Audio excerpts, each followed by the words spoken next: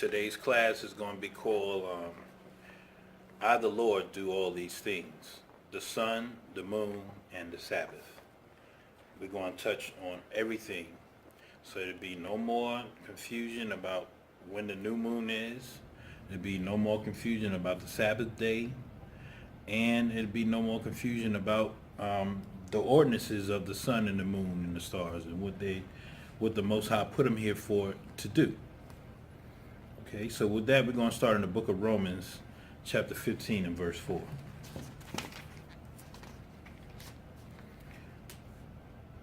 The book of Romans, chapter 15 and verse 4. For whatsoever things were written aforetime were written for our learning, that we through patience and the conference of the scriptures might have hope. So through the scriptures is how we get understanding.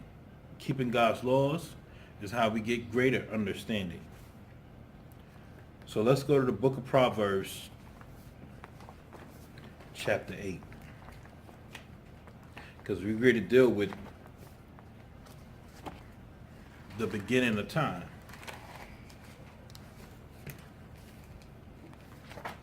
So we're going to go to the book of Proverbs, chapter 8, when the Most High created the heavens and the earth.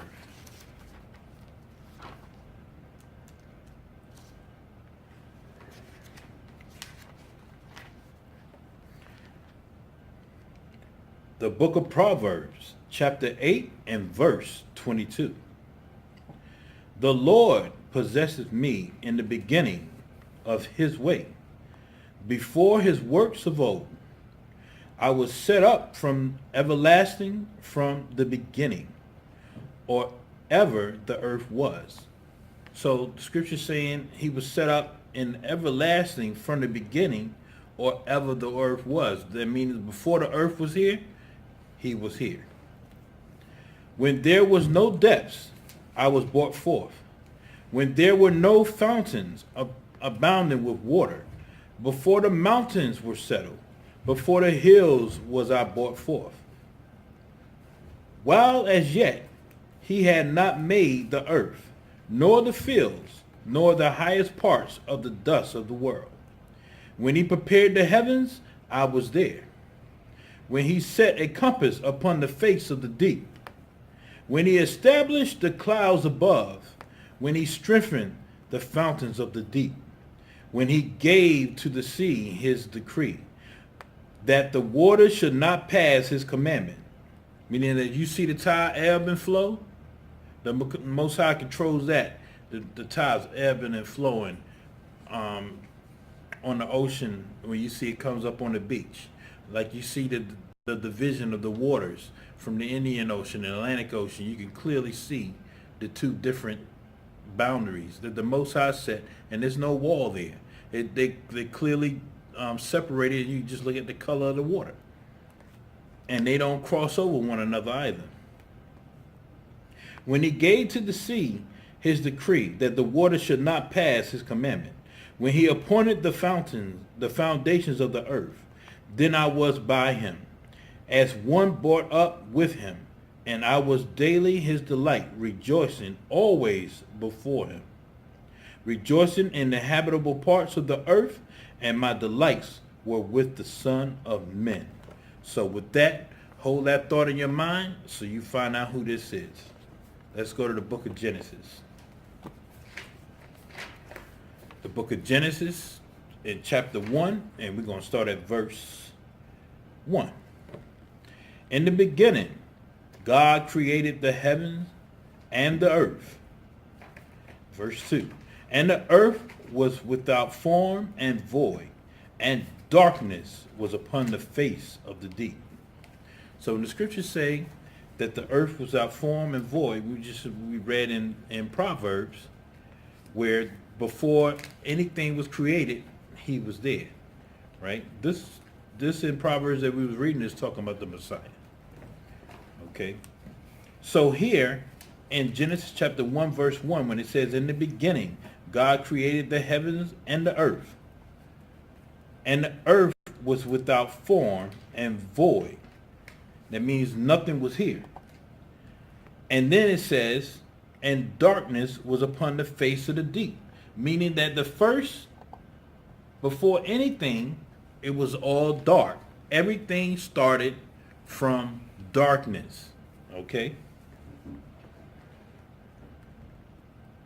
Let's jump down to verse 5.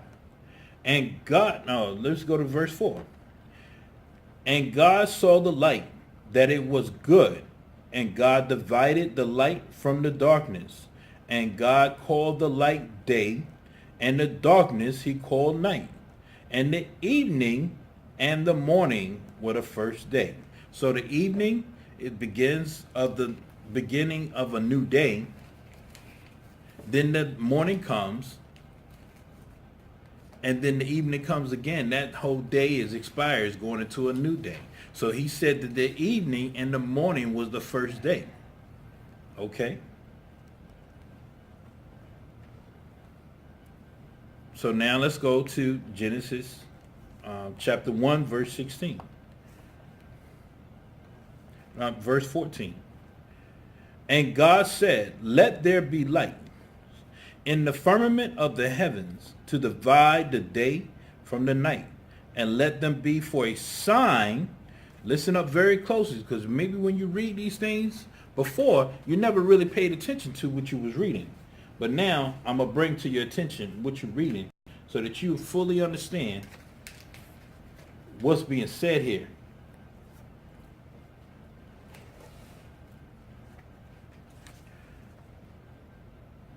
So now,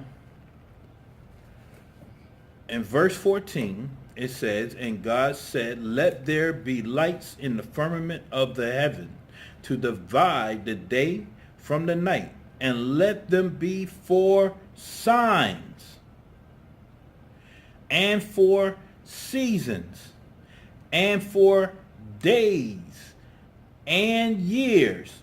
So now the Most High is going to create something so that you can know days, seasons, years, and these things going to be a sign to show you that. Verse 15. And let them be for lights in the firmaments of the heavens to give light upon the earth. And it was so. And verse 16. And God made two great lights, the greater light to rule the day, which is the sun, and the lesser light to rule the night. He made the stars also, and the lesser light is the moon. Okay, so verse 17. And God set them in the firmament of the heaven to give light upon the earth. Okay. And verse 18. And to rule over the day and over the night, and to divide the light from the darkness. And God saw that it was good. Verse 19. And the evening and the morning were the fourth day.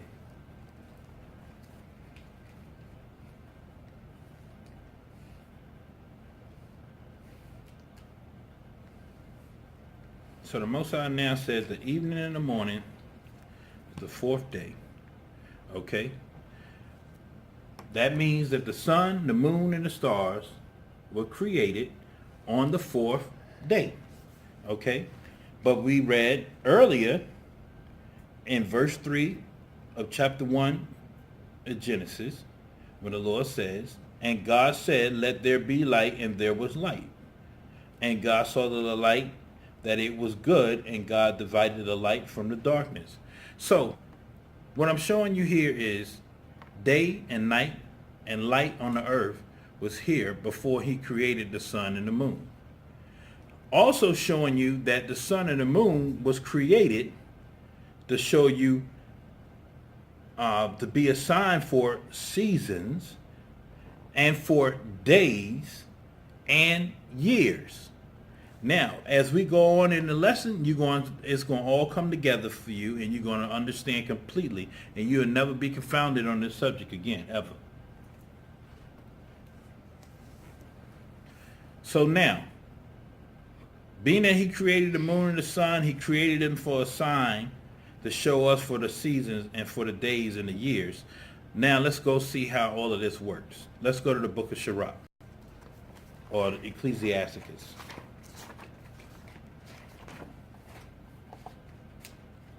It's not going to be a long class.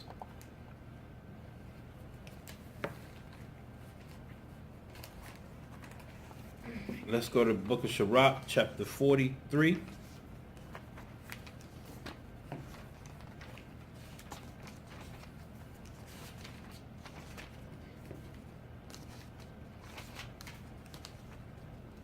And we're going to start at verse 1. The book of Sirach, chapter 43 and verse 1. The pride of the height, the clear firmament, the beauty of heaven with his glorious shew. The sun when it appeareth, declaring at his rising a marvelous instrument, the work of the Most High. Okay, so now let's put this into perspective. The first verse says, the pride of the height, the clear firmament, the beauty of heaven, with his glorious shew. The sun when it appeareth. So, in order for the sun to appear, if it got to be coming from somewhere. It comes from somewhere and then you see it. Okay? So, as it's coming from somewhere, you don't see it until it comes up and you see it. So the sun always do what? Rise in the east. And it sets in the west. Right? So, as you looking, or you paying attention, or you looking out, and you see this glow coming up from the horizon, rising from the east, you see this glow coming. And before you actually see the sun, you see the light from the sun. Okay? Verse 3. At noon it parcheth the earth, the country, and who can abide the burning heat thereof? So, let me back it back up. Let's go to verse 2 again. The sun when it appeareth, declaring at his rising a marvelous instrument. So we know that the sun, as it rises, we count and calculate time.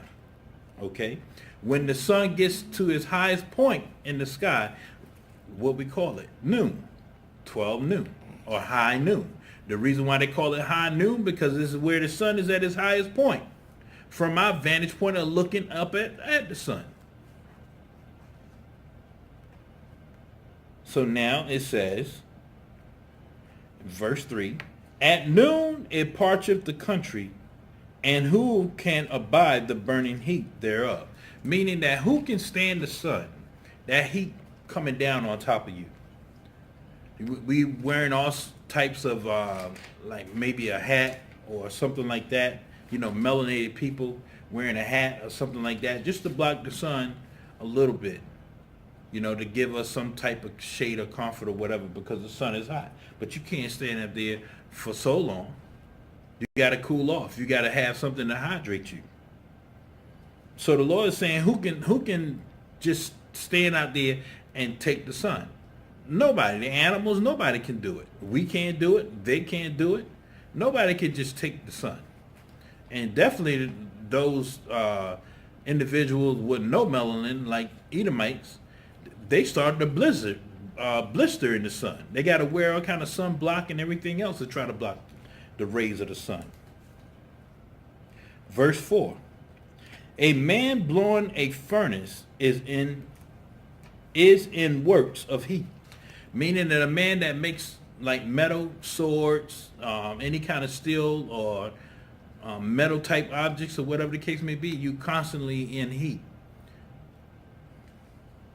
But the sun burneth the mountains 3 times more, meaning that the sun burns, the heat that hits the top of the mountains that's the closest to the sun burns even 3 times more than what you will feel in the furnace. So them furnaces burning like what, 1500 to 1800, maybe 2200 degrees to melt steel.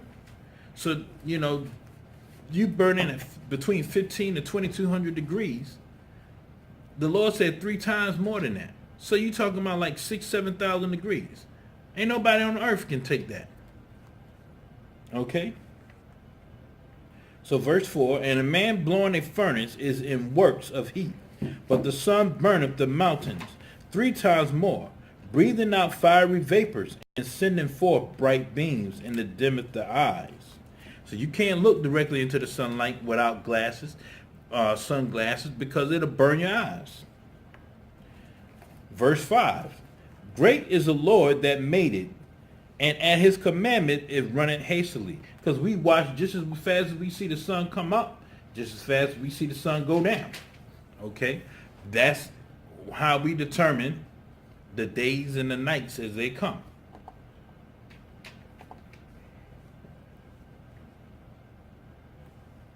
Verse 6, he made the moon also to serve in her seasons, for a declaration of times and sign of the world. Verse 7, from the moon is the sign of feast and light that decreaseth in her perfection. Okay, so let me explain something to you. Real simple, make it real clear. I'm not here to talk about anybody. But right here in this verse where it says, from the moon is signs of feast, a light that decreaseth in her perfection. The moon is perfect or perfected when it's at its brightest. Okay? And the light decreases from that brightness. Okay? And with this is the signs of feast. So you know from the moon what season you're in, the time of the year that you're in, and also the signs of the world. And it's the signs of feast. Okay, so now we're going to put it all together to see how it works, because you have an understanding for some people that the full moon is the new moon. But we're here to prove that that's not true. The full moon is not the new moon, because the Bible differentiates the difference between the full moon and the new moon. Okay? So hold what you got in verse 7. And let's go to Sirach, chapter 39.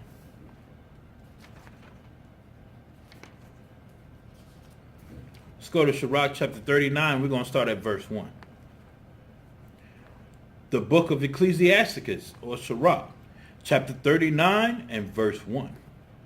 But he that giveth his mind to the law of the Most High, and is occupied in the meditation thereof, will seek out the wisdom of all the ancients, and be occupied in prophecies. So let me make this real clear. Listen up very good what the scripture says. It says, but he that giveth his mind to the law of the Most High. So you give your mind, your heart, your soul to the laws of God, where he's going to return back unto you, and is occupied in the meditation thereof. You occupy your life with the meditation of the Most High power. Will seek out the wisdom of all ancient, meaning that all the things of the ancient times that we may have lost thus far, we be able to gain because we search and we study the scriptures. This is how we be able to get back to what we used to do and have understanding. So once again, Ecclesiasticus, or Sirach, chapter 39 and verse 1. But he that giveth his mind to the law of the Most High, and is occupied in the meditation thereof, will seek out the wisdom of all the ancient, and be occupied in prophecies. Jump down to verse 3.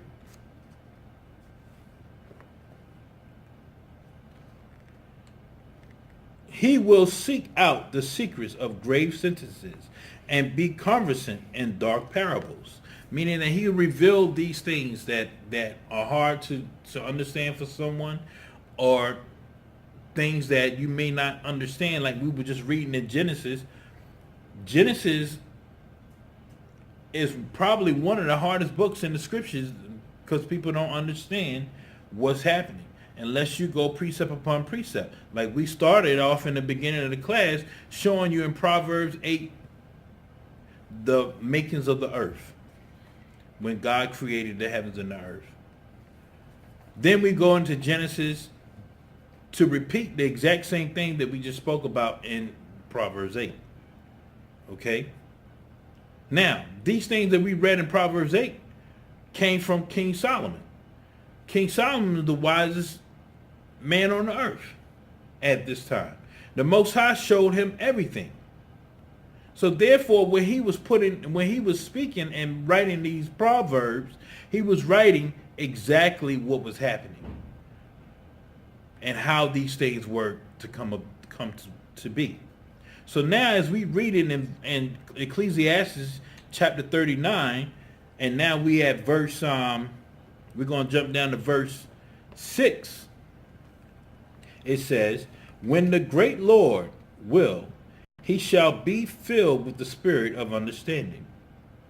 So when we had the will of the Lord, you're going to be filled with the spirit of understanding.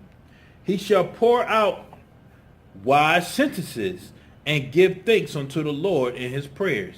So meaning those that have focused their lives on keeping the Most High laws, that he's going to bring forth wise sentences. Those things that are sometimes hard for people to understand. Sometimes it'd be something simple that make people stumble and cause people to err in their ways. Okay? So let's jump over to verse 8. "He shall show forth that which he hath,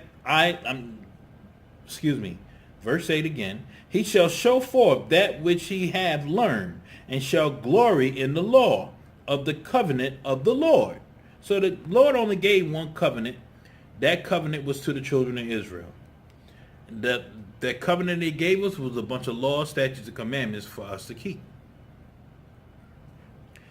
Verse 9, "Many shall commend his understanding, and so long as the world endureth, it shall not be blotted out." Meaning, as long as the world is here, that we look out and live in knowing that we on the earth, that this law that God gave us, this covenant that the Most High gave us, would never end. "His memorial shall not depart away, and his name shall live for generations to generation." So the man that does this and keep God's laws, statutes, and commandments, he will be known throughout the nation of how great of a man this individual is. Okay? Or individuals are.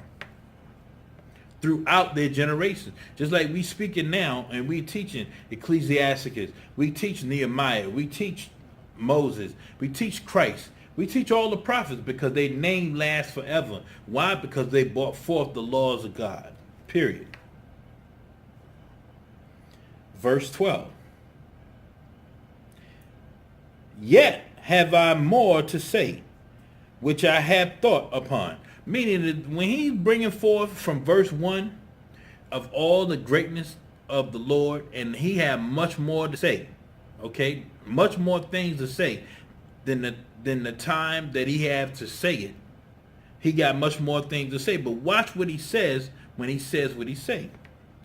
"Yet have I more to say, which I have thought upon. For I am filled as the moon is at the full."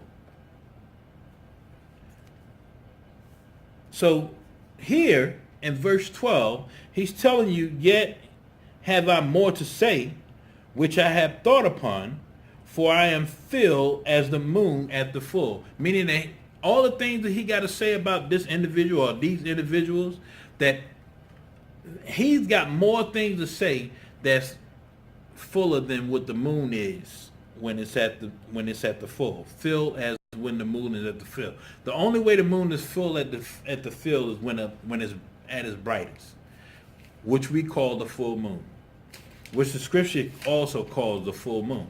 If the full moon was the new moon, this scripture right here that we just read would say instead of saying, yet have I more to say, which I have thought upon, for I am filled as the moon at the full, it will say, for I am filled as the moon at the new moon. The new moon is separate and different from what the full moon is. And what, like we always say, precept must be upon precept. So let's stay in the content of the scripture, and let's jump down to verse 14. And give ye a sweet savor of frankincense and a flourish as a lily. See, frankincense is the Most High favorite smell. Flourish as a lily. Lily is the Most High favorite flower. And send forth a smell and sing a song of praise. Bless the Lord in all his works. Let's jump down to verse 16. All the works of the Lord are exceeding good, and whatsoever he commandeth shall be accomplished in due season. Meaning everything the Lord saying is going to be done. Every prophecy that has been brought forth is going to happen exactly as it was written. Just got to give it a little time. Work just like Novocaine. It's slow, but it works. It'll get it done. Get the job done. And just as we see things are written, we're watching them come to pass.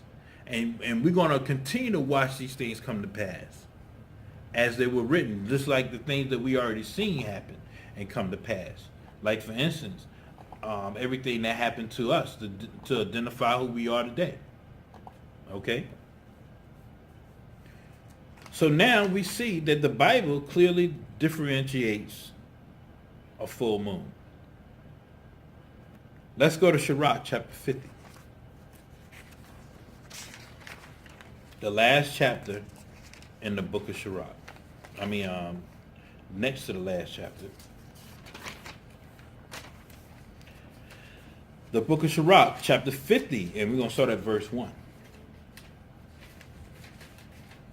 Simeon, the high priest, the son of Onias, who is his life, repaired the house again, and in his days fortified the temple. So during this time, Onias, this is during the time when we took back our temple from the Greeks and we were rebuilding it.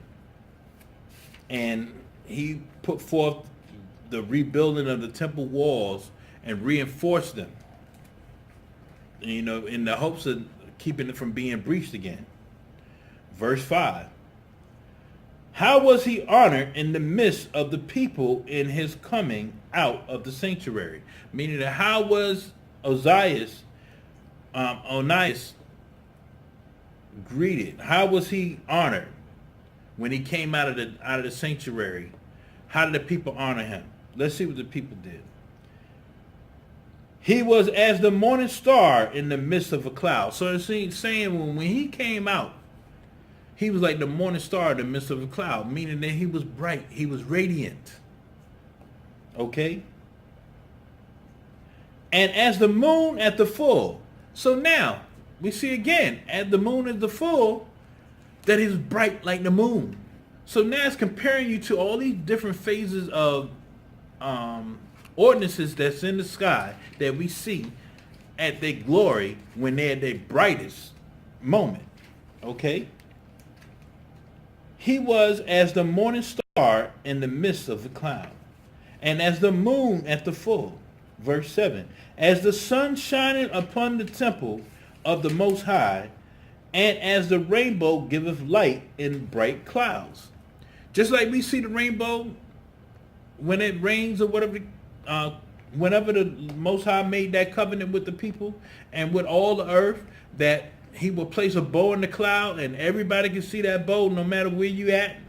You can see that bow in the cloud. That's what the Lord said he was going to do. It's nice and bright. You see the bow. Just like you see the sun, nice and bright. Just like you see a full moon, nice and bright. Just like you see the morning star, nice and bright. Everything nice and bright. He made it clear that the moon at the full is compared to these other bright lights. So why would we come up with something and think that the moon at the full is the new moon? Well, we're going to keep reading and we're going to get the understanding of that.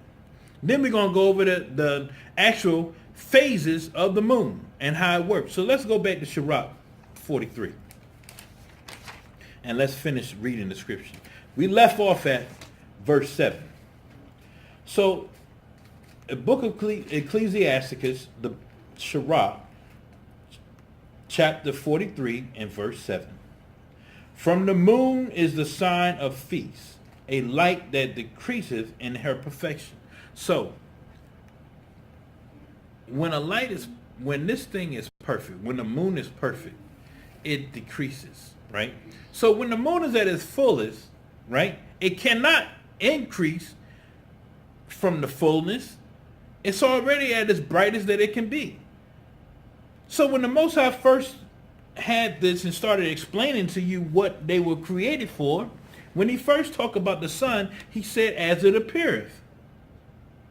So meaning they have to come from nothing when you can't see it to high noon when you see it, the brightest in the sky. And then it goes back down again. The same thing that we've seen with the moon. The Most High created the heavens and the earth. It was dark on the earth first. But it still had light on the earth to determine the days. It wasn't until the fourth day when he made that sun and the moon to determine our feast days. So in verse 8, when it says, verse 8, the month is called after her name. Meaning, when the scriptures say the month is called after her name, the word month derived from moon. The moon is the beginning of a month. So when you see the new moon, that is the beginning of the month. We're going to prove that in the scriptures. So verse 8, the month is called after her name, increasing wonderfully in her changing. So, the scripture right here in verse 8 is telling you that now that you have a new month, the new month coming, the first of the month, that is called after her name, which her name is the moon, increasing wonderfully, meaning that the light starts to increase, which you hear in the world today is called waxing. That's what you hear in the world today. It's called waxing. So when you have something that's waxing, when you wax a car to make it shine brighter. So in the element that today's people use waxing or waxing crescent or waxing gibbous, is showing you that this light is increasing. The month is called after her name, verse 8, increasing wonderfully in her changing. Meaning that's how you determine the days. As you see this light start to increase, it's as the days go by. It takes, in order for that to happen, it takes 28.9 days for that to take place. As we watch the lights increase, watch the months and the days increase. Okay? And remember that number when we said 28. Remember that. Okay? Because it's going to be very important when we start going into the days. So now it says, in verse 8 again, the month is called after her name, increasing wonderfully in her changing, being an instrument of the armies above, shining in the firmament of heaven. The beauty of heaven, the glory of the stars, and the ornament giving light in the highest places of the Lord. At the commandment of the Holy One, they will stand in their order and never faint in their watch. Meaning it'll never change. The more Lord commanded it to do certain thing, it's going to do that the exact same thing every time. Look upon the rainbow and praise him, that made it very beautiful it is in the brightness thereof. It encompassed the heavens about with a glorious circle, and the hands of the Most High have bended. So let me explain this to you. Because I'm going to show you the only people that would be able to see this is if you're a pilot. You're a pilot in an airplane, and there's a rainbow. You see the rainbow. Guess what, people? You see how in this scripture it says it encompassed the heavens about with the glorious circle? When we look at a rainbow, what part of the rainbow do you see? You see the bow. You see it look like it comes from one end and go like a big bow over to the other end. That's what you see, because that's what your vision and your eyes allow you to see. Guess what? There's a whole nother part of the earth that is underneath what we can see. That bow also goes underneath the bottom of that. So you have really that rainbow is like a big circle, like the scripture just said. When you're a pilot and you fly in an airplane and you fly through the rainbow, guess what? Pilots can see the top and the bottom part of that rainbow. If you don't believe me, go online and look for yourself. You'll see on YouTube or whatever when pilots flying through rainbows. You see it clear as day. The top part and the bottom part of the rainbow. Ain't no reflection. It's the circle like the Lord said it is. Like the Lord said it is. He created these things, so he know what he's talking about. It's us that be coming up with all this crazy wisdom and think we know things, and we don't. All we have to do is follow what the scripture says. So if the month is called after her name, which is the moon, because that's what verse 5 is talking about, the moon. Said the month is called after her name. After her changing, the light is increasing. So let's get an understanding of how the moon, the phases of the moon, how it works. Okay, so you had the moon, all right? Like I said to you earlier, the sun rises in the east and it sets in the west, okay? Very important to notice. When we're looking at the moon and it's full, right? What gives the moon its light? The sun. The sun shines on the moon. That's how the moon gets its light. Okay? When we see a bright moon on our side or a full moon on our side, on the other side of the moon, it's dark. Because we can't see that side. So it's dark on the other side of the moon and it's full on our side of the moon. So when it's dark on the other side, when it's dark on our side of the moon, looking at the perspective that we're looking at the moon, guess what? It's bright on the other side of the moon. That's how it works. Now, this is where the sun rising in the east and setting in the west, where it comes in important. Look at your finger. Look at your thumb. Put your thumb up in the air and take a look at your thumb. Your thumb has like a curve. You see that curve on your thumb? Now, when you cut your fingernail to cut it down, the shape of the fingernail is going to have that same curve as you see your thumb. It's going to be like a crescent. And there's a point at both ends, the top part and the bottom part. You'll see that point when you cut your fingernail, like a crescent.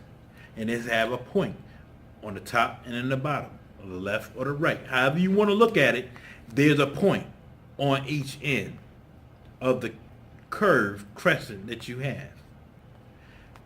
If the sun, when it rises on the east, and the moon, which we know is the moon when there's no light illuminated in it, that's the new moon.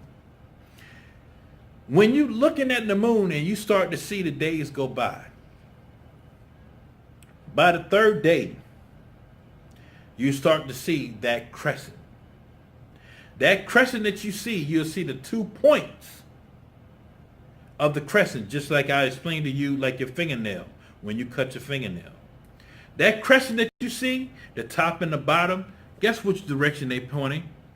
To the east. Why? Because the sun is rising from the east. When the moon that you were seeing that night also is being reflected from what the sun shining on it.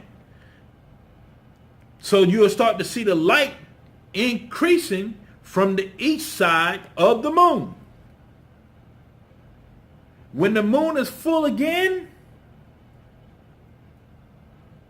then you'll see, as the moon is approaching, that's when you see when it says that it's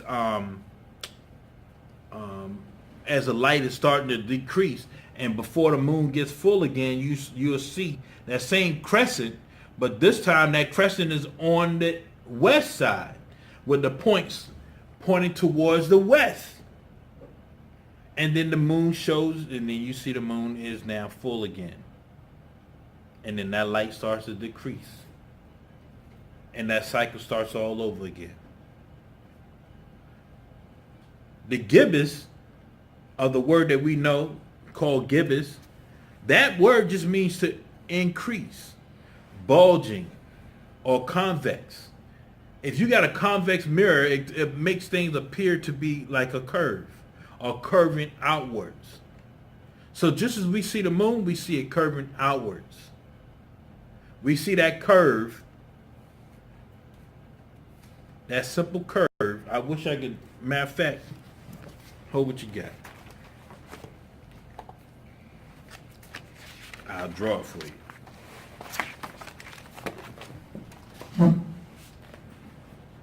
I don't know if some of you were in science class and you paid attention, and even if you wasn't in science class, we're going to do common sense.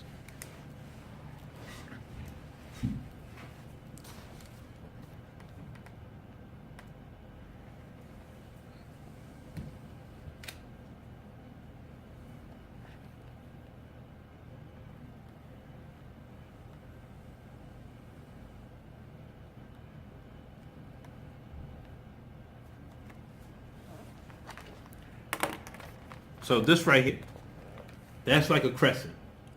Real simple. I ain't the best artist in the world, but that's a crescent. See those 2 points right there? This and this point and that point? Those 2 points only can come when whatever it is being reflected is also a sphere. Okay? When we look at the moon out in the sky, it's like a big circle, look like a big globe or a sphere. That's what it's called, a sphere. Okay? The sun is also like a sphere. It's not a perfect sphere, just like the moon is not a perfect sphere, but they are both round globes. And so is the earth. Okay? So when the sun and the moon and earth is all in a straight line. You remember I was telling you how the sun shines on the moon on one side? So the part of the moon that we're looking at is not being illuminated by the sun. It's all because the sun is on the other side of that. So we don't see the moon. But as the light increases from the sun, you'll start to see this light this right here. And as every day go by, this gets bigger. And as this gets bigger, eventually it becomes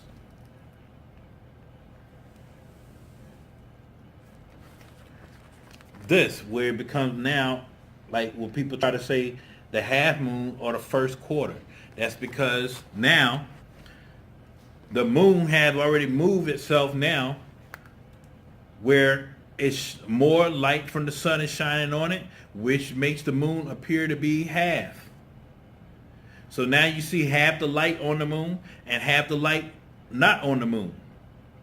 And as the days go by, this light just continuously keep increasing until it covers the entire surface of the part of the moon that we can see.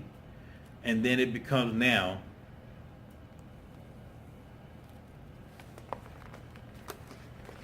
a full moon. It's real simple. And as we see that moon, that light keep increasing, on the other side, when you look up in the sky,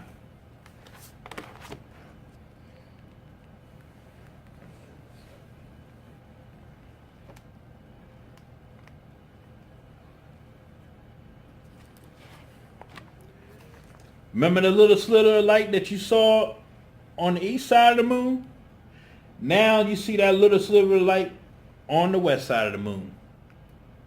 Now you see this big bright part of the moon, and you see this darkness part right here, which shows the same crescent, but in reverse.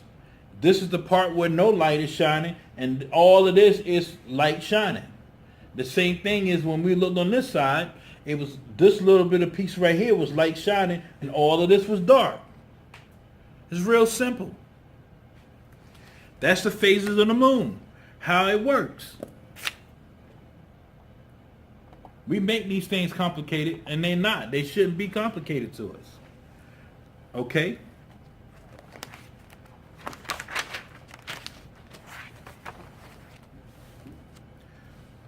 So,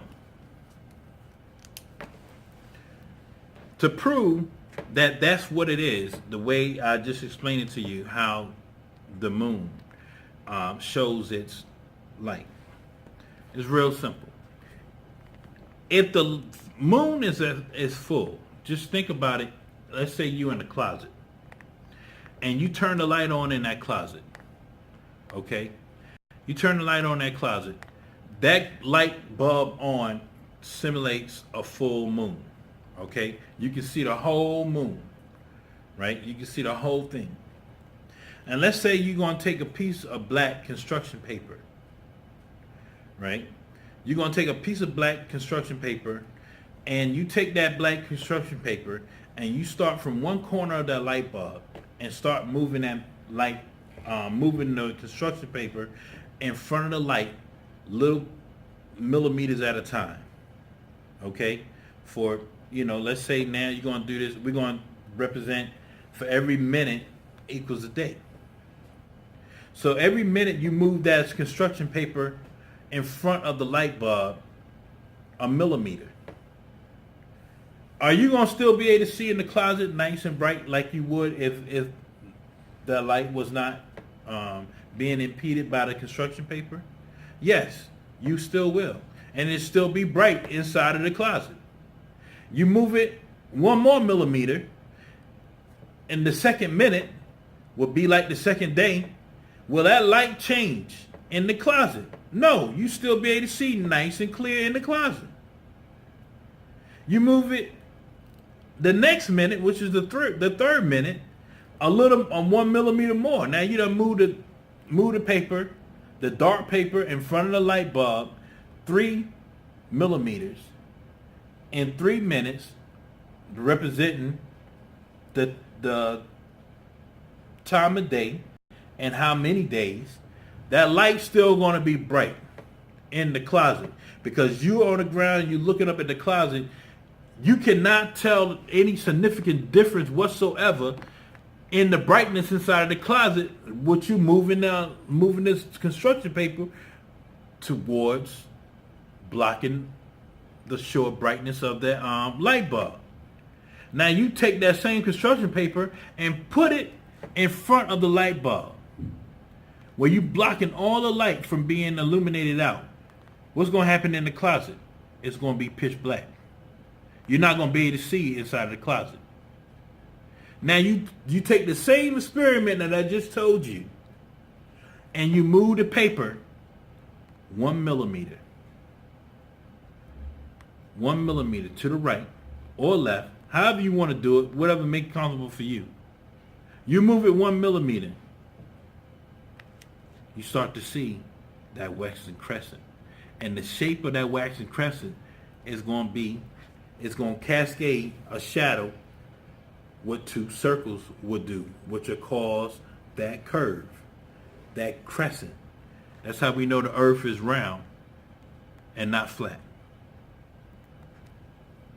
You move it a little bit more You see the light a little bit more, but the closet's still going to be dark. And you move it a little bit more and you see that light even more. Inside of the closet, it's still dark, but it's being illuminated and you can clearly see it.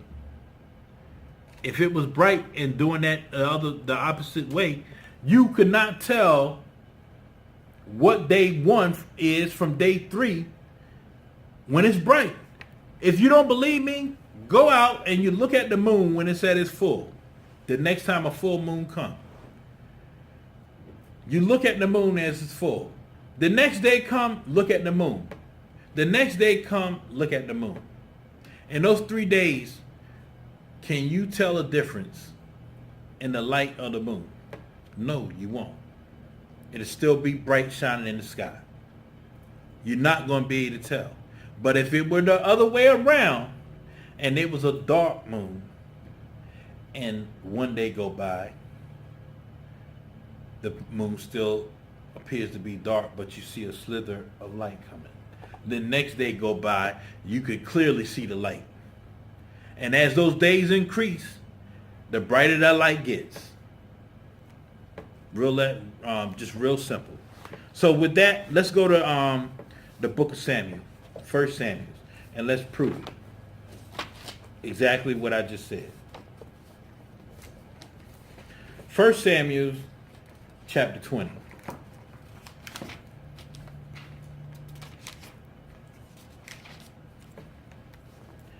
Let's start at verse 18. The book of 1 Samuel, chapter 20 and verse 18. Then Jonathan said to David, tomorrow is the new moon. So,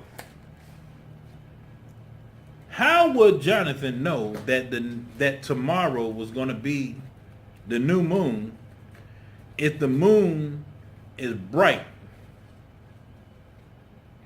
The next day, when it comes, the moon's still going to appear to be bright. So how will he know that it's the next day, that tomorrow is going to be the new moon? He wouldn't know. But if the moon was dark, and he only sees that little slither of light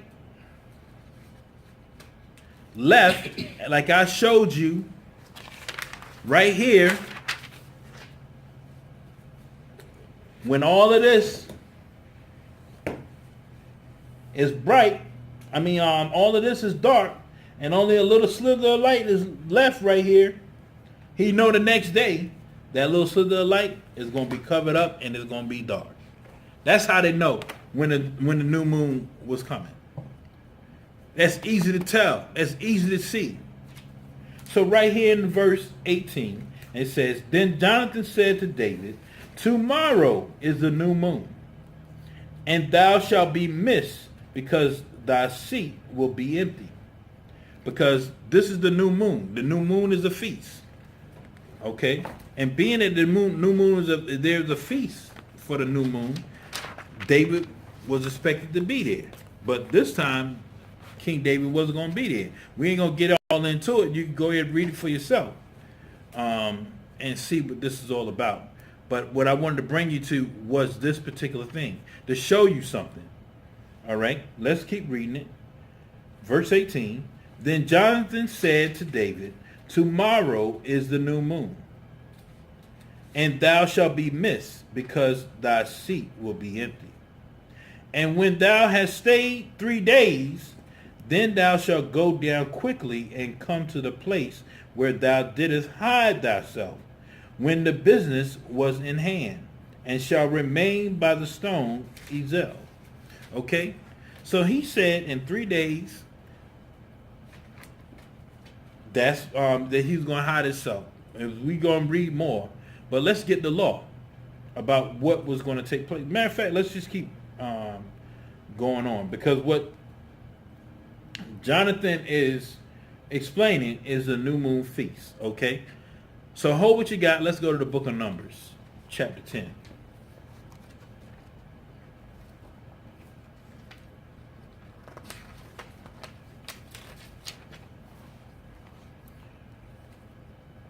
The book of Numbers, chapter 10 and verse 10. Also in the day of your gladness, and in your solemn days, and in the beginnings of your months. The beginning of your month is the new moon. Ye shall blow with the trumpets over your burnt offerings, and over the sacrifices of your peace offerings, that they may be to you for a memorial before your God. I am the Lord your God. Meaning that at the beginning of every month, it was a new moon feast. Okay? The beginning of every month was a new moon feast. When we just read in 1 Samuel chapter 18, Jonathan saying to David that tomorrow is the new moon, how did he know that tomorrow was going to be the new moon? Because he seen that little bit of slither of light that was left on the moon, and he knew the next day that that light was going to be completely covered and you won't be able to see no light at all anymore. You cannot do that if the moon is at its brightest. You can't do it. You won't be able to determine the days. Just like I was explaining to you with the light bulb. So let's jump over to verse 24. So David hid himself in the field. And when the new moon was come, the king sat down to eat meat. So we know that now we just read what this, Numbers chapter 10, verse 10, that there was a feast. The Lord gave us a holy convocation. So we kept. Verse 25. And the king sat upon his seat, as at other times, even upon the seat by the wall. And Jonathan arose, and Abner sat by Saul's side, and David's place was empty. So where King David was supposed to sit, it was empty. Jump down to verse 27. And it came to pass, on the morrow was the second day of the month. Wow. The moon, they just told you they had the new moon. So that means the first day of what was called the new moon was the first day of the month. So he just tell you in verse 27, and it came to pass on the morrow, which is tomorrow, which was the second day of the same month where the new moon came in. And David's place was empty, and Saul said unto Jonathan his son, Wherefore come not the son of Jesse to meet, neither yesterday nor today? If the moon was bright, and the bright moon was the first day, then the second day, how would you tell the second day when the moon's still going to appear to be bright in the sky? If you do this the other way around, you can clearly see the progression of the moon starting to get bright again. Working this way, like the scriptures say, increasing in Sirach 43. Okay?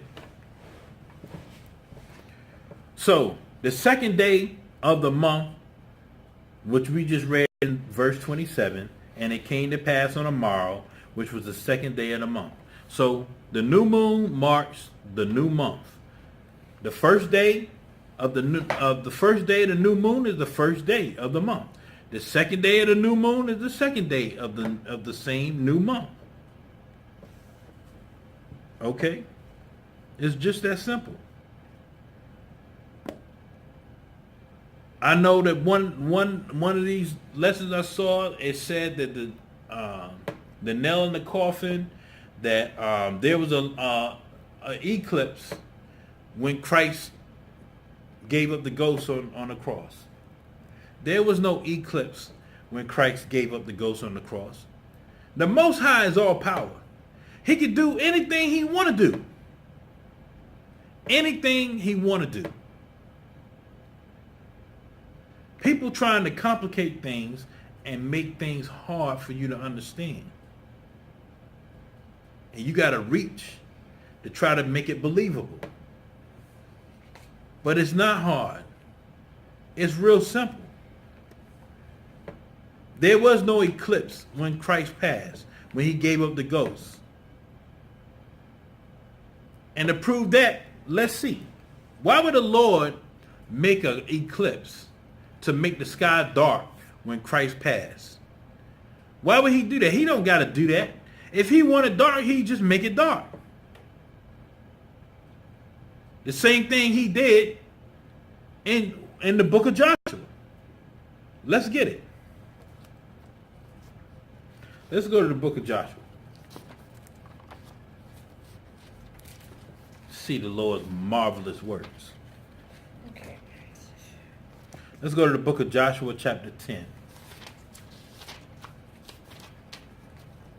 And let's start at verse 12.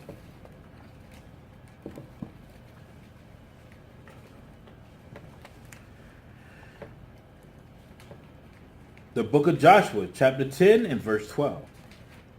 Then spake Joshua to the Lord in the day when the Lord delivered up the Amorites before the children of Israel. So now we at war. Okay? Now you got to check out what Joshua's going to ask the Lord. And he said in the sight of Israel, Sun, stand thou still upon Gibeon, and thou moon in the valley of Ajalon. Verse 13, and the sun stood still, and the moon stayed, until the people had avenged themselves upon their enemies. So let me explain to you what happened.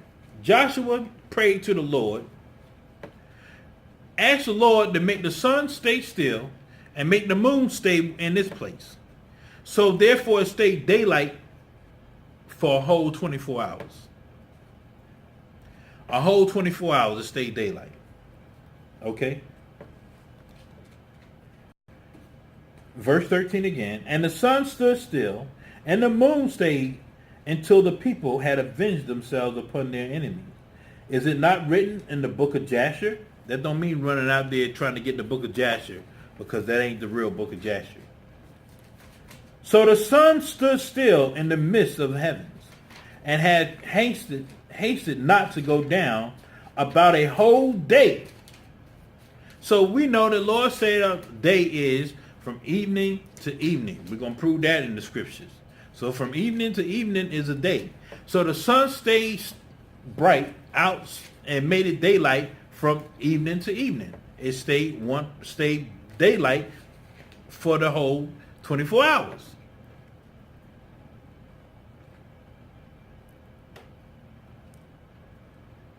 Is not this written in the book of Jasher? So the sun stood still in the midst of the heavens and hasted not to go down about a whole day.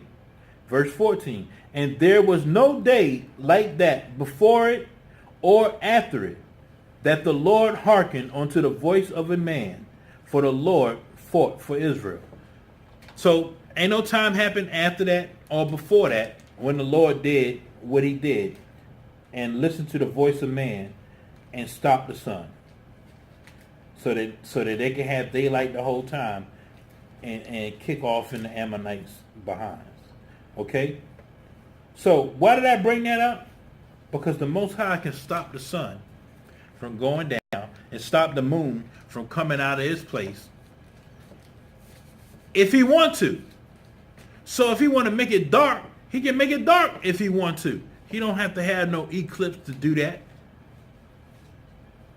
Just like he made the sun stay, he can make the moon stay and make it stay dark. So stop following this craziness and pay attention to what the scriptures say.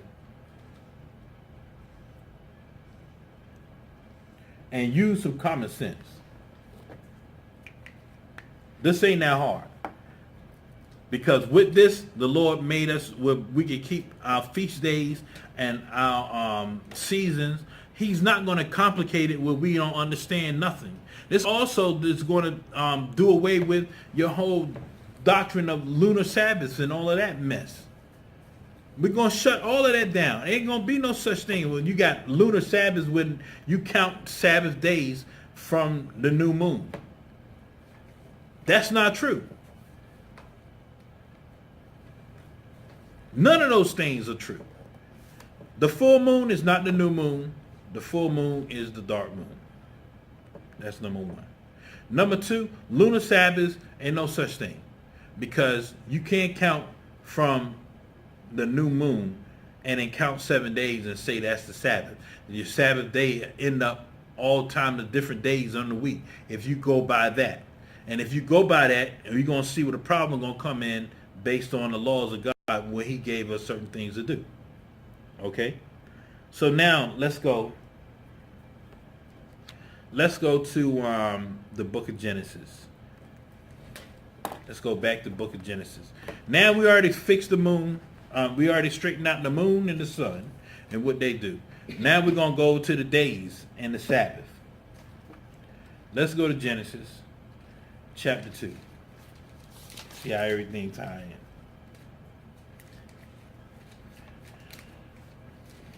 The book of Genesis chapter 2 and verse 1. Thus the heavens and the earth were finished, and all the hosts of them. And on the seventh day, God ended his work which he had made, and he rested on the seventh day.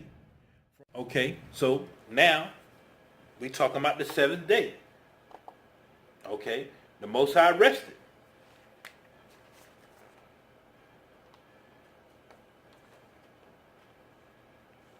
Remember that. Keep it in mind, because it's important.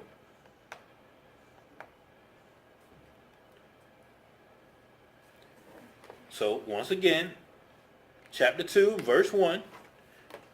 Thus the heavens and the earth were finished, and all the hosts of them. And on the seventh day God ended his work, which he had made, and he rested on the seventh day from all his works which he had made. Verse 3. And God blessed the seventh day and sanctified it, meaning he made it holy, because that in it he had rested from all his work which God created and made. Meaning that he rested.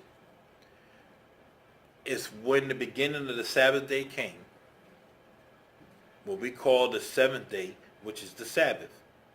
Sabbath is rest in the seventh day. Okay? In Latin, it's called, Spanish, which is Latin, is called Sabado. It's called Sabado in the Latin. And when we look up the word Sabbath or seventh day. Sabado. What's the root word of Sabado? Sabbath. So during the time of Christ, what are the languages that were spoken on the earth? Let's find out. Let's go to the book of Luke.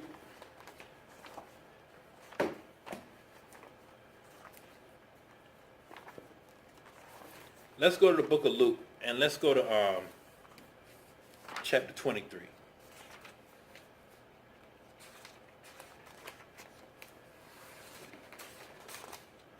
So there won't be no confusion.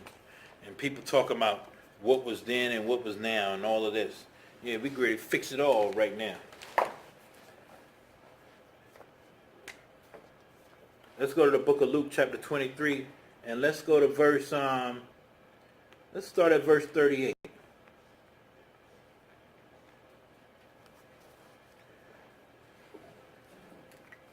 The book of Luke chapter 23 and verse 38. And a subscription is when you subscribe, you write, was written over him in letters. So if there was a subscription of the Messiah written in letters over his head. Okay? And this is what it read. Him in the letters of Greek and Latin and Hebrew. So it was written in Greek, it was written in Latin, and it was written in Hebrew. What was written? This is the King of the Jews. This is the King of the Jews was written in Greek language. It was written in the Latin language, what we call Spanish today. And it was written in the Hebrew. Okay? So all three of these languages that this is the King of the Jews was written over the top of the Christ's head. Okay? So now we're going to look at Saturday, which is in the English language, and we're going to look at it in the Latin, and we're going to look at it in the Greek, and we already see what it is in the Hebrew. Okay? So, and Saturday in the Latin is Sabbath. Sabbath, the root word for Sabbath is Sabbath, the seventh day. In the Greek is Savato. The same, almost the same thing in the Greek, which means the Sabbath, which is the seventh day. And in Hebrew, we call it the Sabbath.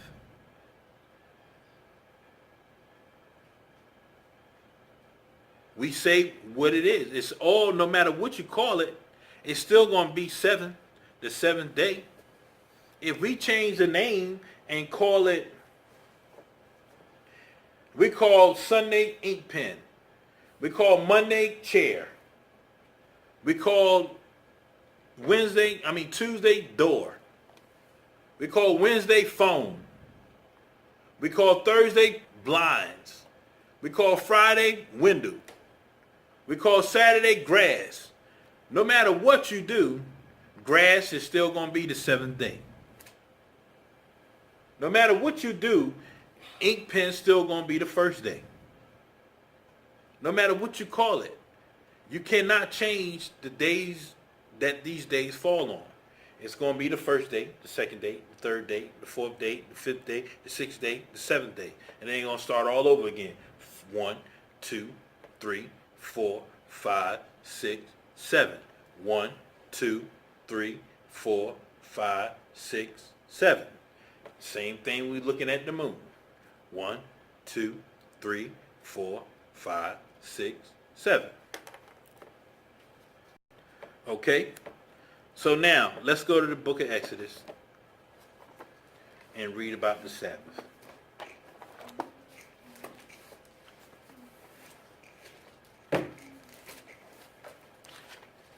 So let's go to Exodus chapter 20 and read verse 8. The book of Exodus chapter 20 and verse 8. Remember the Sabbath day to keep it holy. So remember the Sabbath day. The Lord said remember it. So that means that it's something we're supposed to be doing all the time. Remember the Sabbath day and keep it holy. Verse 9.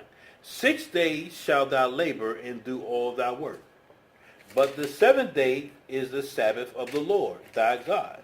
In it thou shalt not do any work, thou, nor thy sons, nor thy daughters, thy manservant, nor thy maidservant, nor thy cattle, nor thy stranger that is within thy gates. For in 6 days the Lord made the heavens and the earth, the seas, and all that are in them is, and rested the seventh day. Wherefore the Lord blessed the Sabbath day and hallowed it, made it sanctified, like he did in Genesis chapter 2. That means that you can't do no work, your animals can't do no work, your equipment can't do no work, your people that work for you can't do no work either. Okay? That's exactly what it means. You're supposed to rest and worship the Lord. That's it. That's it. Nothing else. So let's go, and now we're going to see what is the Sabbath. We know it's the seventh day. Now, when do you observe it? Let's go to the book of Leviticus, chapter 23. Let's go to the book of Leviticus, chapter 23, and let's read verse 30. Let's start at verse 31. Ye shall do no manner of work. It shall be a statute forever throughout your generations in all your dwellings. Meaning no matter where you at, we in our captivity, no matter where you at on the earth, In all your dwellings, we are to keep the Sabbath. This is what it's talking about. The Sabbath. Okay? The feast days. All of these things. No matter where we at, we're supposed to keep them. Okay? So, it says in verse 31, ye shall do no manner of work. It shall be a statute forever throughout your generations in all your dwellings. Verse 32, it shall be unto you a Sabbath of rest, and ye shall afflict your souls in the 9th day of the month at even, from even unto even shall ye celebrate your Sabbath. So what it's speaking of, at this particular instance, talking about the Day of Atonement. But the day, it's saying that the Day of Atonement is going to be like a Sabbath unto you. It's from evening to evening. That means from nightfall Friday night, which is the beginning of the 7th day, to nightfall Saturday night, which is the end of the 7th day, going into the first day. Okay? It's real simple. So let's go to the Leviticus chapter 22. Let's start at verse 1. The book of Leviticus chapter 22 and verse 1. And the Lord spake unto Moses, saying, speak unto Aaron and unto his sons, that they separate themselves from the holy things of the children of Israel, and that they profane not my holy name in those things which they hallow unto me, which they made holy unto him. I am the Lord. Verse 3. Say unto them, whosoever he be of all your seed among your generations, that goeth unto the holy things which the children of Israel hallow unto the Lord, having his uncleanness upon him. So let me explain to you what's happening. The Most High is explaining to the priests and to all the children of Israel and to Aaron's sons, who's Aaron's the high priest, for no uncleanness to be on the day that the Lord made holy. Okay? The Sabbath day is one of the days that the Lord made holy. All these high holy days that we have, the Lord made those days holy. So at no point can you be unclean and enter into any of these high holy days. Okay? Or inside of the temple of the high holy days. Or doing anything that's not having you clean during the high holy days. Okay? So now it says in verse 3, say unto them, whosoever he be of all your seed among your generations, that goeth unto the holy things which the children of Israel hallow unto the Lord, have his uncleanness upon him, that so shall be cut off from my presence. I am the Lord. Verse 4, what man soever of the seed of Aaron is a leper, or have a running issue, meaning all the children of Aaron, which Aaron was the tribe of Levi, okay, a running issue, he shall not eat of the holy things until he be clean. Meaning that if he has some type of discharge or something like that going on, or she was on her menstrual or whatever the case may be, that they could not touch anything in the house of the Lord because it will be unholy. Okay? They could not deal with the people of the house of the Lord because they were considered to be unclean. Okay? And whosoever toucheth anything that is unclean by the dead, or a man whose seed goeth from him, meaning that you touch a dead body, or around a dead body, or the seed of man, which is sperm, okay, you can't touch that.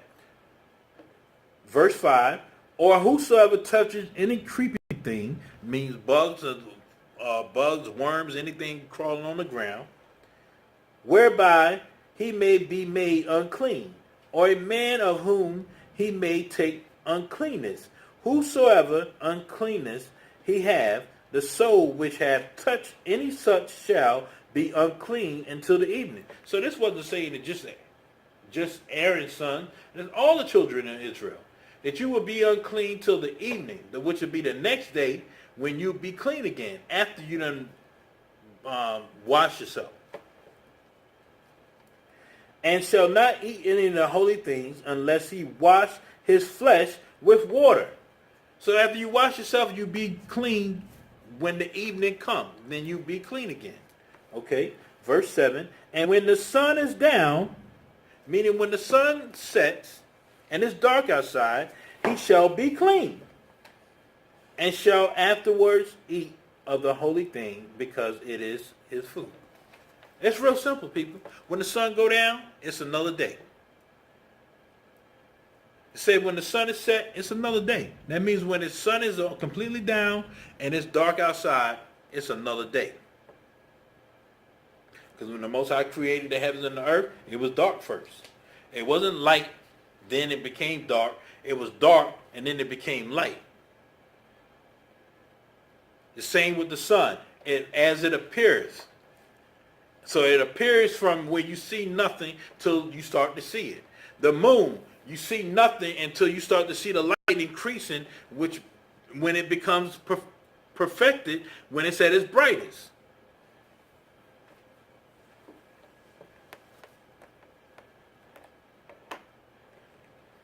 So we know that we start all of these holy feasts and everything that we do in the night, in the evening, when the Lord says so. Ain't none of that changed. Let's go to the book of Isaiah, chapter 30.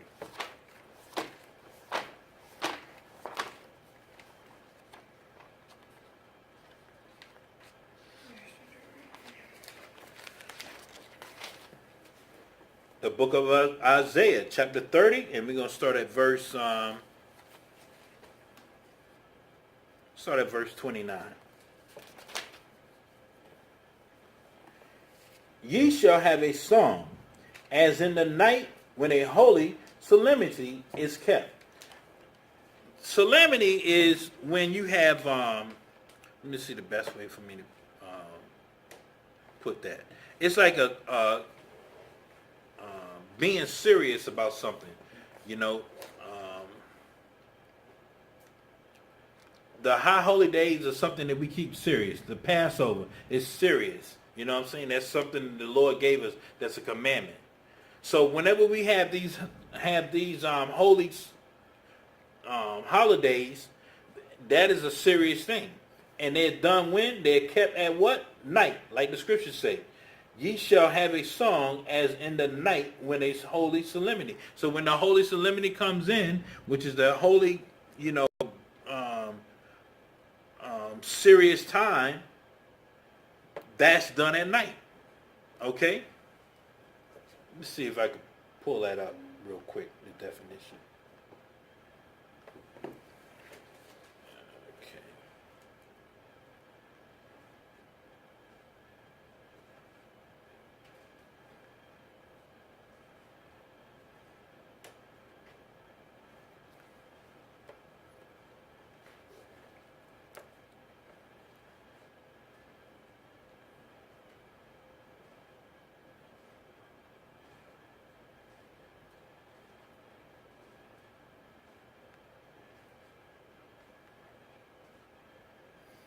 All right. The solemnity, the state or quality of being serious and dignified. A formal, dignified rite or ceremony. So those things will be like I just mentioned, the high holy days that we have. That's what solemnity is. So it says right here, ye shall have a song as in the night when a holy solemnity is kept, and the gladness of the heart when one goeth with a pipe to come into the mountain of the Lord, to the mighty one of Israel. Okay? So we blow the trumpet or whatever at night, like for the new moon, or so on and so forth. For the beginning of the Passover, or the beginning of the Feast of Tabernacles, or Feast of Unleavened Bread, whichever way be, it starts the evening of that day. The day starts when it's dark outside. Okay? So let's go back to Leviticus chapter 23.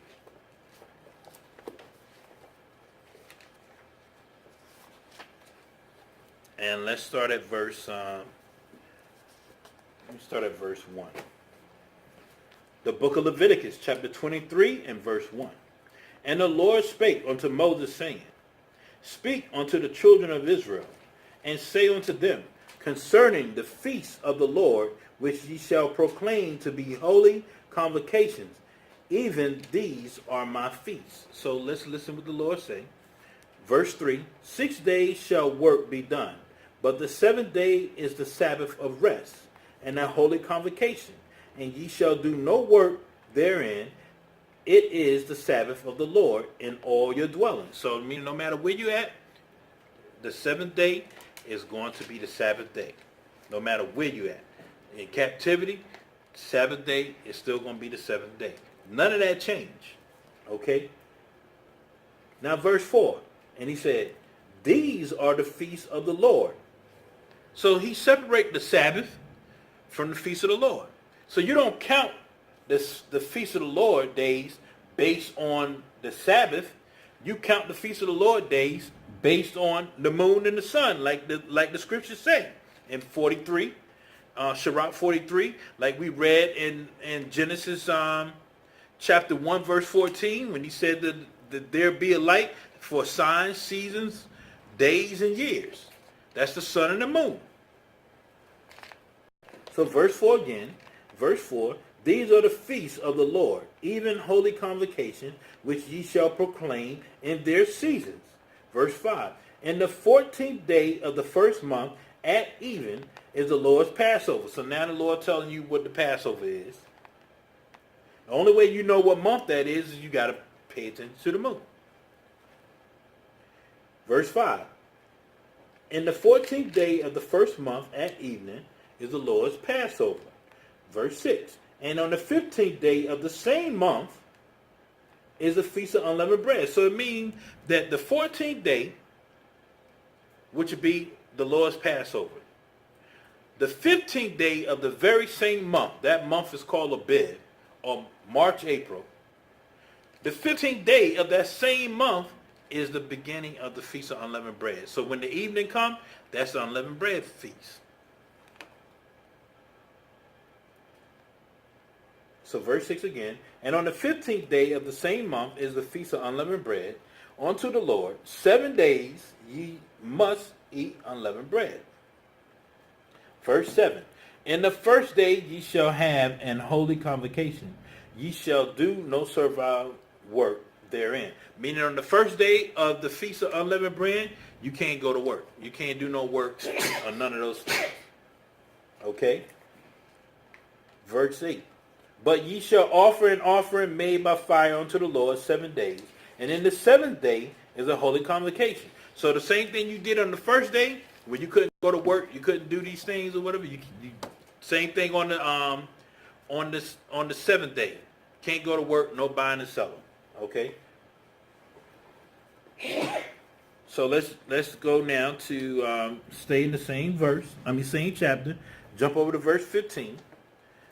And ye shall count unto you from the morrow after the Sabbath, from the day that ye bought the sheaf of the waving offering, 7 Sabbaths shall be completed. So now we're going to go into what's called the day of Pentecost. Now you're going to see why it's so important about, number one, the Sabbath days. Number two, how the Sabbaths are different from the moon phases. And number three, how the lunar calendar is a lie.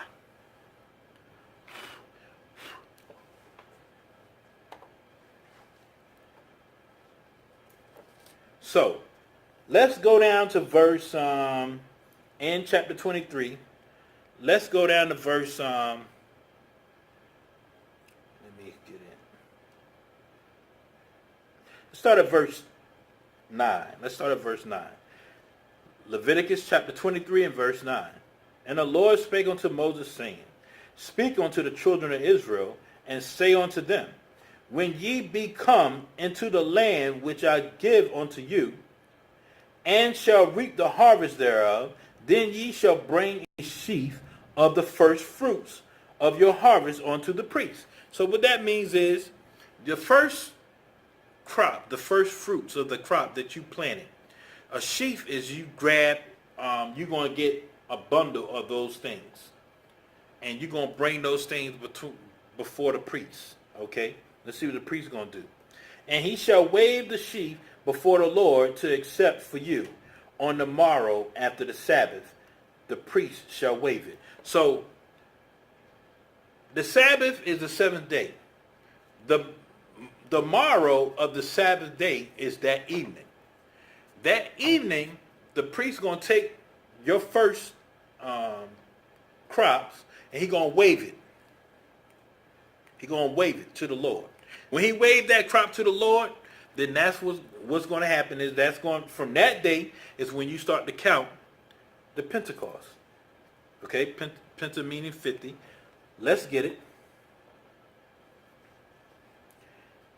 Verse 13, and the meat offering thereof shall be 2/10 deal of fine flour mingled with oil, offering made by fire unto the Lord for a sweet Savior. Jump down to verse 14. And ye shall eat neither bread, nor parched corn, nor green ears until the self-same day, that ye have bought an offering unto your God, and it shall be a statute forever throughout your generations and all your dwellings. Okay? So now, verse 15. Let's get it.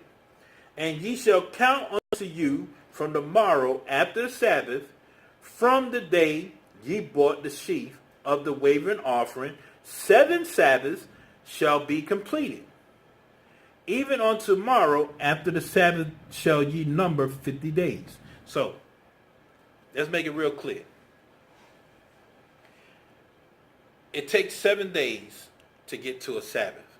So, day 1, day 2, day 3, day 4, day 5, day 6, day 7. It's a whole week. The Lord said do that 7 times.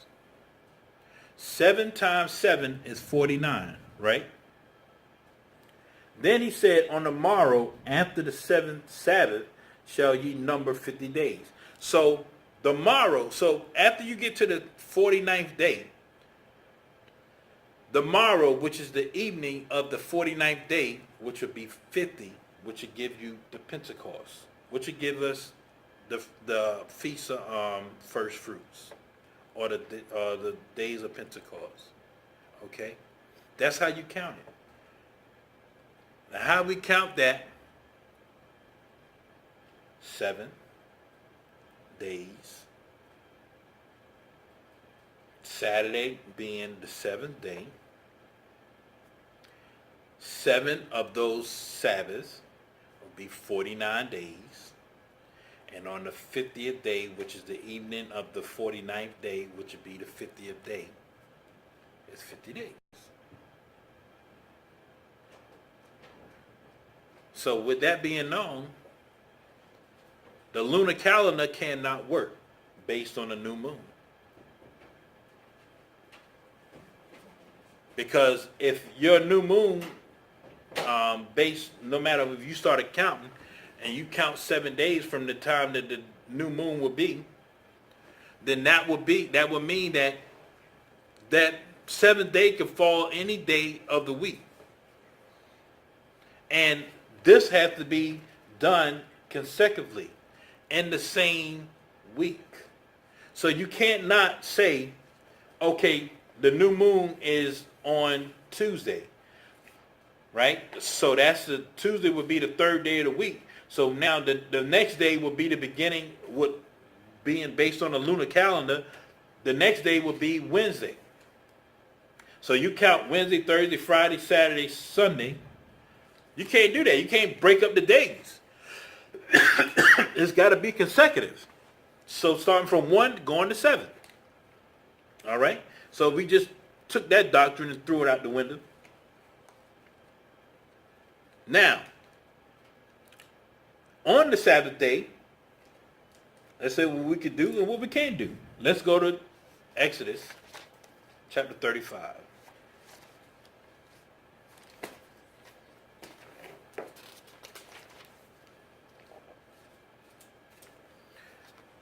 Let's go to Exodus chapter 35 and let's start at verse 2. 6 days shall work be done, but on the 7th day there shall be to you an holy day, a Sabbath of rest to the Lord. Whosoever doeth work therein shall be put to death. Ye shall kindle no fire throughout your habitations upon the Sabbath day. That means if you kindle fire, you kindle fire to cook. You can't kindle no fire to cook because you can't cook on the Sabbath day. All right? And Moses spake unto all the congregation of the children of Israel, saying, This is the thing which the Lord commanded, saying. That's what the Lord said. No cooking on the Sabbath. Okay? Let's go to now Exodus 17.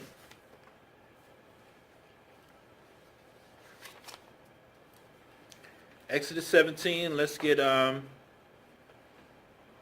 verse 23.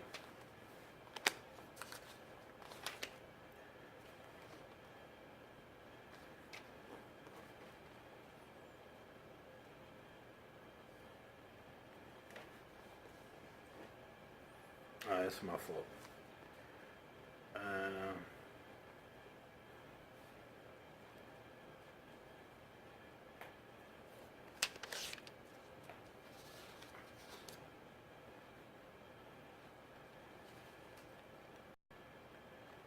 What you got? That's not what I want.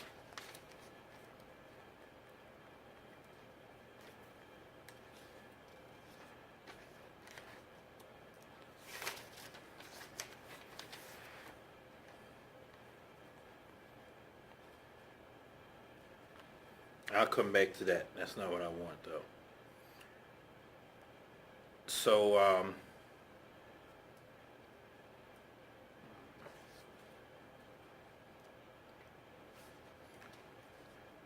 we come back to that one. Let's go to the book of Nehemiah real quick. Let me get that.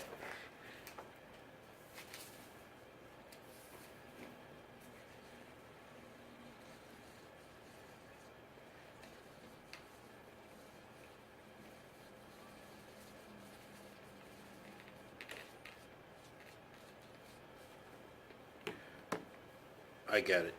Let's go to, sorry people, let's go to Exodus chapter 16. Exodus chapter 16. And let's start at verse 23. Exodus chapter 16 and verse 23. And he said unto them, This is that which the Lord hath said. Tomorrow is the rest of the holy Sabbath. So we talking about now, and their time was day 6. Day 6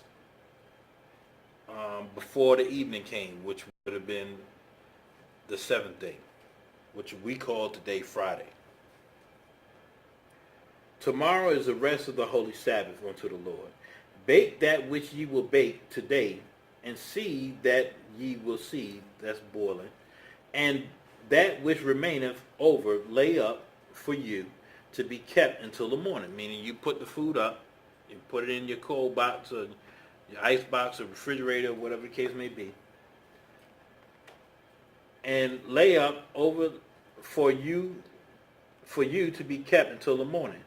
And they laid it up until the morning, and Moses bathed, and it did not stink, meaning it didn't spoil, neither was there any worms therein. And Moses said, Eat that today, for today is the Sabbath unto the Lord.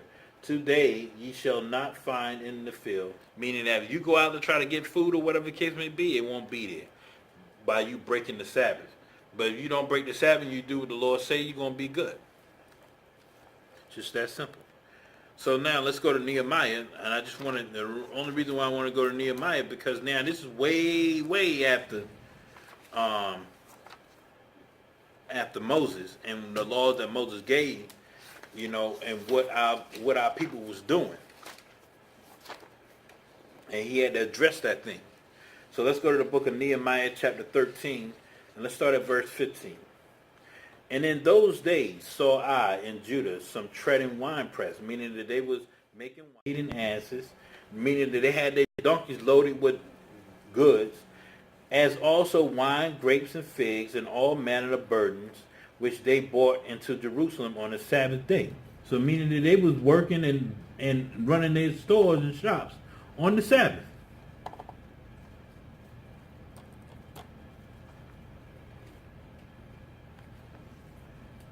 Keep going.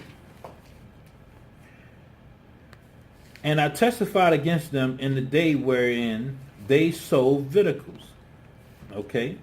There dwelt men of Tyre, those men of Africa, on the coast of Tyre, also therein, which bought fish and all manner of ware, and sold on the Sabbath unto the children of Judah. So meaning that these Africans came also to Jerusalem to sell their stuff that they have. Then I contended with the nobles, meaning that he was arguing with them of Judah, and not only was he arguing with him, he putting his hands on him. You're going to see that in a second. I contended with the nobles in Judah, and said unto them, what evil thing is this that ye do, and profane the Sabbath day? Verse 18, did not your fathers thus? Did not our God bring all this evil upon us and upon this city? Yet ye bring more wrath upon Israel by profaning the Sabbath, meaning that you continuously, you know that this is the law. Why are you going to go outside of it? Verse 19, and it came to pass that when the gates of Jerusalem began to be dark before the Sabbath, I commanded that the gates should be shut, and charged that they should not be opened till after the Sabbath, meaning the seventh day at evening, when the sun set, which would be the beginning of the first day, when they open the gates back up. And some of my servants set I at the gates, that there should no burden be bought in on the Sabbath day. So the merchants and the sellers of all kinds of ware lodged without Jerusalem once or twice. So meaning that these people, they waited at the gates, waiting for the Sabbath to be over so they could start selling. Verse 21, then I testified against them, and said unto them, why lodge ye about the wall? If ye do so again, I will lay hands on you.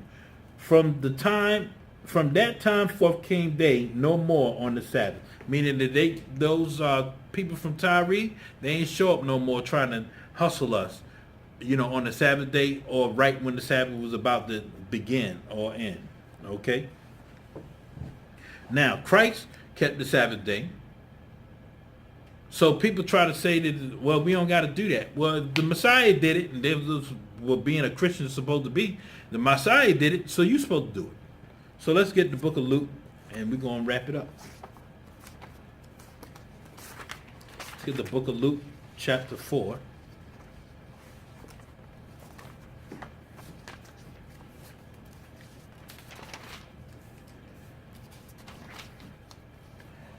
And let's start at verse 15. The book of Luke, chapter 4, and verse 15. And he taught in their synagogues, being glorified of all. Verse 16. And he came to Nazareth. Nazareth was the city that Christ came from. That's like the hood today.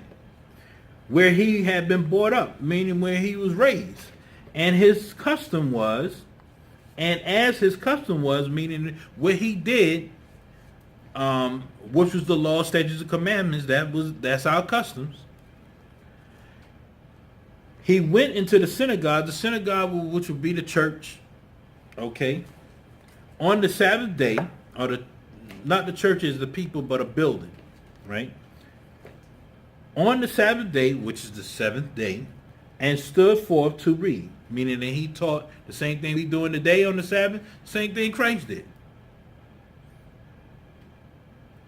So Christ kept the Sabbath day, you keep the Sabbath day. And with that, class, I say shalom. Most High Christ bless.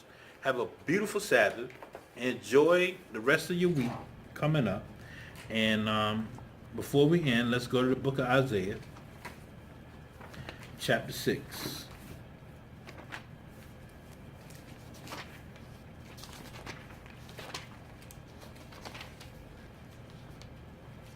And verse 8. Also I heard the voice of the Lord saying, whom shall I send, and who will go for us? Then said I, Here I am. Send me.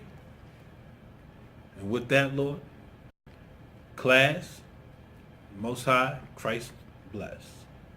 Shalom.